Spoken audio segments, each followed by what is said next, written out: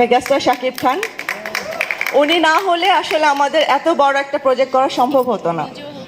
তো শাকিব ভাই এতটা কোঅপারেটিভ, এতটা, আমি কি করে বলবো, উনি সব কিছুতে শুটিং থেকে শুরু করে আমাদের সাথে যতটুকু সময় উনি দিয়েছেন, প্রি প্রোডাকশনের টাইম থেকে এতগুলো মাস উনি আমাদের সাথে কাজ করছেন, আমাদের সাথে আমরা প্রতিটা সময় ওনাকে এত যন্ত্রণা করি, তারপরে উনি কোনো রকম কোনো কি বলে বিরক্তি না নিয়ে আমাদেরকে খুব সুন্দর করে উনি আমাদের সাথে কাজ করছেন।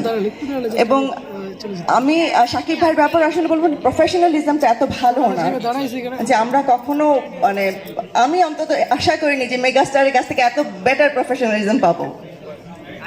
আর শাকিব ভাই বলতেই তো আসলে শাকিব ভাই ছাড়া তো আমরা ফিল্ম ইন্ডাস্ট্রিকে প্রথমে কল্পনাই করতে পারি না, যিনি এতগুলো বছর বাংলা সিনেমাকে টিকিয়ে রেখেছেন একা।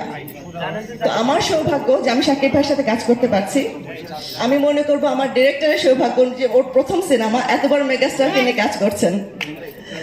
আর বাকি যেটা আমি বলবো, থ্যাংক ইউ টু এভরিবডি। আর আমার এই সিনেমাটা বাস্তবায়ন করার জন্য আমি দুজন মানুষকে মন থেকে থ্যাংক ইউ বলবো। প্রথমত হচ্ছে আমার হাজব্যান্ড মোহাম্মদ আজিম।